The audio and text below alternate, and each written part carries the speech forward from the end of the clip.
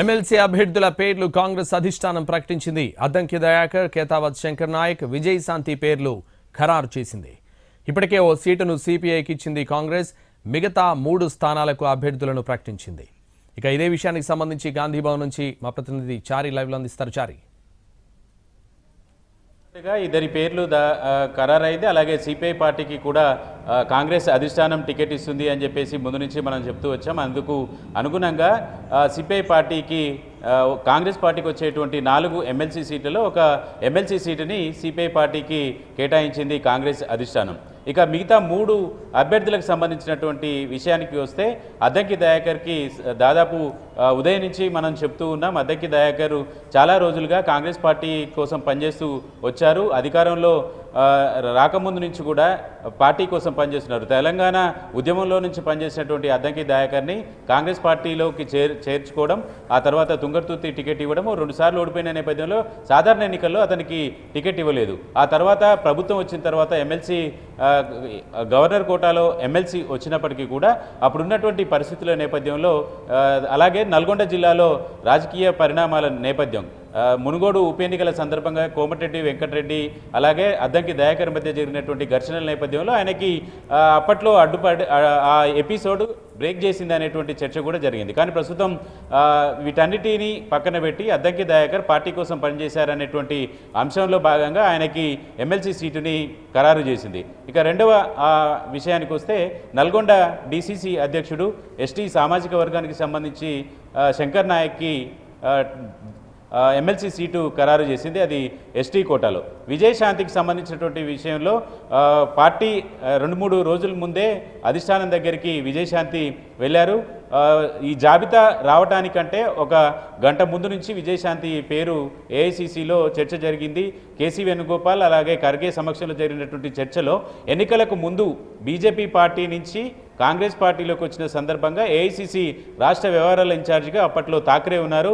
ఆ Thackeray MLC seat ఇస్తామని, MLC చేస్తామని చెప్పేసి మాట ఇచ్చారని, ఆ మాటకి అనుగుణంగా తనకు ఎమ్మెల్సీ సీటు ఇవ్వాలనేసి ఖర్గే మీద ఒత్తిడి తేవడం, ఇలాంటి అంశాలన్నీ కూడా థాక్రేతో విజయశాంతి అధిష్టానం వద్ద లాబింగ్ చేసింది.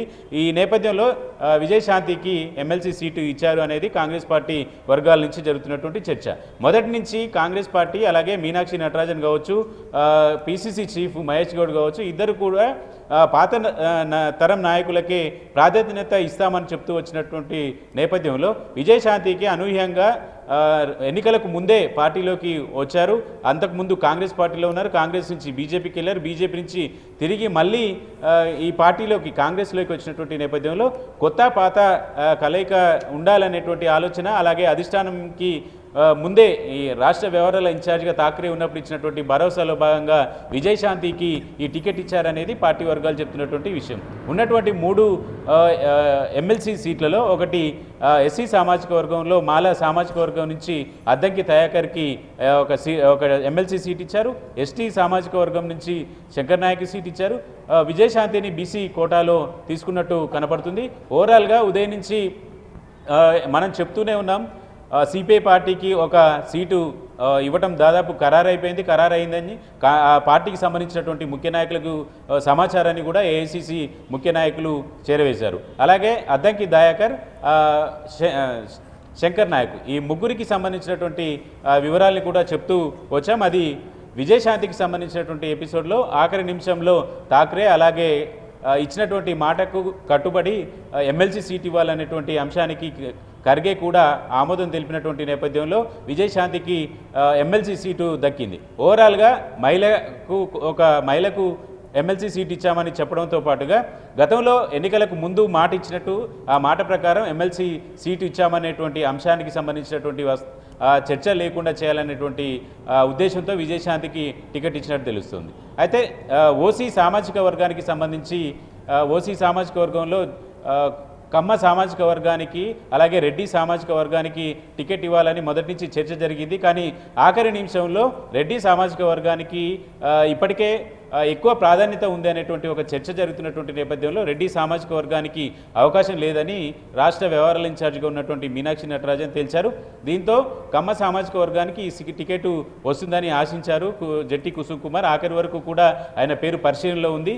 ఆఖరికి విజయశాంతి సీరియస్గా ప్రయత్నం చేయడం, గతంలో ఇక్కడ ఇన్ఛార్జిగా పనిచేసినటువంటి థాక్రే కూడా అధిష్టానం దగ్గర గతంలో ఇచ్చినటువంటి మాటని ప్రస్తావించినటువంటి నేపథ్యంలో విజయశాంతికి ఎమ్మెల్సీ ఇచ్చారు. అలాగే విజయశాంతి ఓటర్లను ఆకట్టుకోవడం కావచ్చు, పార్టీ కోసం ఇప్పటివరకు పార్టీలో ప్రతిపక్షాల నుంచి వచ్చేటువంటి విమర్శలకి ధీటుగా సమాధానం చెప్పలేకపోవడం కావచ్చు, ఆ స్టేషన్ని కూడా చూసినట్టు కనబడుతుంది. అయితే ఓవరాల్గా ఉన్నటువంటి 4 ఎమ్మెల్సీ సీట్లలో పొత్తులో సాధారణ ఎన్నికల్లో సిపిఐ పార్టీ కలిసి వచ్చింది కాబట్టి భాగస్వామ్య పక్షాన్ని గౌరవించామనేటువంటి ఒక ఇండికేషన్ ఇవ్వడంలో భాగంగా సిపిఐ పార్టీకి ఒకటి ఇచ్చింది. ఇక మిగతా 3 ఎమ్మెల్సీ సీట్లలో కొంత పాతగా ఉన్నటువంటి కాంగ్రెస్ పార్టీకి సంబంధించినటువంటి చాలా రోజులుగా పార్టీ కోసం పనిచేస్తున్నటువంటి వాళ్ళలో 2కి టికెట్ ఇచ్చారు. విజయశాంతి ఎన్నికలకు ముందు వచ్చినప్పటికీ కూడా పార్టీ ఒక మాట ఇచ్చింది కాబట్టి ఆ మాటకు కట్టుబడి ఉండాలనేటువంటి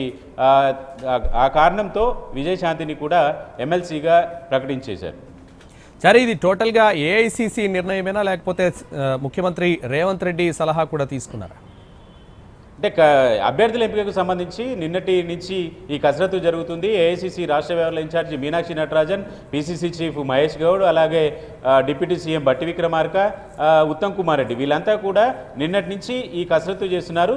రాష్ట్ర స్థాయి నేతల సమీక్ష అలాగే అభిప్రాయాల సేకరణకు సంబంధించినటువంటి విషయంలో విజయశాంతి పేరు ఎక్కడా చర్చకు రాలేదు. పూర్తిగా విజయశాంతి ఏఐసిసి నిర్ణయము, ఏఐసిసి కోటాలో విజయశాంతికి ఎమ్మెల్సీ సీటు ఇచ్చారు అనేది పార్టీ వర్గాలు కూడా చెప్తున్నటువంటి విషయం. నిన్న నుంచి జరుగుతున్నటువంటి ఈ ఎప్పటికప్పుడు జరుగుతున్నటువంటి పరిణామాలలో పార్టీ ముఖ్య నాయకులందరితో కూడా మనం టచ్లో ఉన్నాము. ఆ సందర్భంలో కూడా విజయశాంతి పేరు తెలంగాణ కాంగ్రెస్లో ఉన్నటువంటి కీలక నాయకులు ఎవరు కూడా ప్రతిపాదించినట్టు సమాచారం అయితే ఆ చర్చలో అయితే బయటికి రాలేదు. కానీ ఆఖరి నిమిషంలో జాబితా వస్తున్నటువంటి క్రమంలో బీసీకి సీటు ఇవ్వాలనేటువంటి చర్చ, మహిళలకు ఇవ్వాలనేటువంటి ఒక చర్చ వచ్చినటువంటి నేపథ్యం. అలాగే అధిష్టానం గతంలో మాట ఇచ్చింది కాబట్టి ఆ మాటకి కట్టుబడి ఒక సీట్ ఇవ్వాలనేటువంటి ఆలోచన కూడా కాంగ్రెస్ నాయకత్వం చేసినట్టు తెలుస్తుంది. రాష్ట్ర వ్యవహారాల ఇన్ఛార్జిగా థాక్రే గతంలో ఎన్నికలకు ముందు పనిచేసినటువంటి నేపథ్యంలో ఆయన కూడా ఖర్గేకి చాలా సన్నిహితుడిగా పేరుంది. ఖర్గే దగ్గర థాక్రే చేసినటువంటి సిఫార్సు కావచ్చు, ఖర్గే దానికి థాక్రే ఇచ్చినటువంటి సూచనని ఆయన పరిగణలోకి తీసుకున్నట్టు కనపడింది. అధిష్టానం కోటాలో విజయశాంతి ఎమ్మెల్సీ అయ్యారనేది పార్టీ వర్గాల నుంచి ఉన్నటువంటి సమాచారం. Right, thank you Chari.